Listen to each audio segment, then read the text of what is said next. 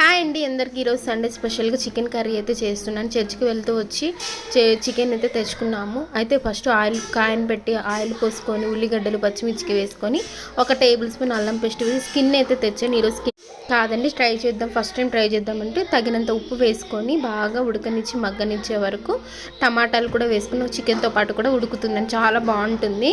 అలాగనే కరివేపాకు వేసుకున్నాను. బాగా ఉడికిన తర్వాత తగినంత పసుపు కూడా వేసాను. పసుపు వేసిన తర్వాత తగినంత కారం వేసుకొని బాగా ఉడుకుతున్నప్పుడు ఒక చిన్న గ్లాస్ అంత వాటర్ పోసుకొని మనకి తగినంత వాటర్ పోసుకున్న తర్వాత కొబ్బరి పొడి, ధనియాల పొడి, తర్వాత అలాగనే చికెన్ మసాలా కూడా వేసానండి. చాలా బాగా అలా ఉడుకుతూ ఉంటుంది. ఎందుకంటే స్కిన్ కాబట్టి మనం పచ్చి మాంసమే వేసాం కాబట్టి ఉడుకుతూ ఉంటే చాలా చాలా బాగుంటుంది. చూడండి, జ్యూసీగా ఉందన్నమాట. చికెన్ చాలా బాగుంటుంది. మా పాపకు చాలా ఇష్టం నేను చికెన్ కర్రీ చేస్తాను. ఇంకా చూస్తే బాగా ఉడుకుతుంది. అన్ని మసాలాస్ వేసాం కాబట్టి బాగా ఉడకనివ్వాలి. ఉడకపోతే పచ్చి వాసన. అసలు యాక్చువల్ ఇంట్లో కొత్తిమీర లేదు, షాప్లో వెళ్తే కూడా కొత్తిమీర లేదంటే చూసి అంతవరకైనా వేసాను.